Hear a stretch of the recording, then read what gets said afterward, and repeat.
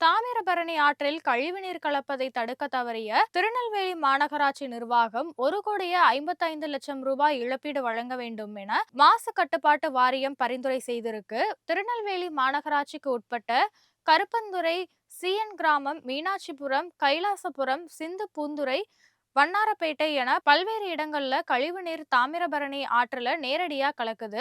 உயர்நீதிமன்ற நீதிபதிகள், அரசு உயர் அதிகாரிகள், அரசியல் கட்சி தலைவர்கள் ஆய்வு செய்து உத்தரவிட்ட பிறகும் கூட கழிவுநீர் கலப்பது நிறுத்தப்படவே இல்லை. எனவே நெல்லை மாநகராட்சி நிர்வாகம் மாதந்தோறும் 5,00,000 ரூபாய் வீதம் அரசுக்கு இழப்பீடு வழங்க வேண்டும் என மாசு கட்டுப்பாட்டு வாரியம் பரிந்துரைத்திருக்கு. அதாவது 2023 ஜனவரி முதல் 2025 ஜூலை வரை 31 மாதங்களுக்கு 5,00,000 ரூபாய் வீதம் 1,55,00,000 ரூபாய் இழப்பீடு வழங்க வேண்டும்னு பரிந்துரைக்கப்பட்டிருக்கு. ஆனாலுமே இந்த உத்தரவை மாநகராட்சி அதிகாரிகள் கண்டுகொள்ளவே இல்லைன்னு கூறப்படுது.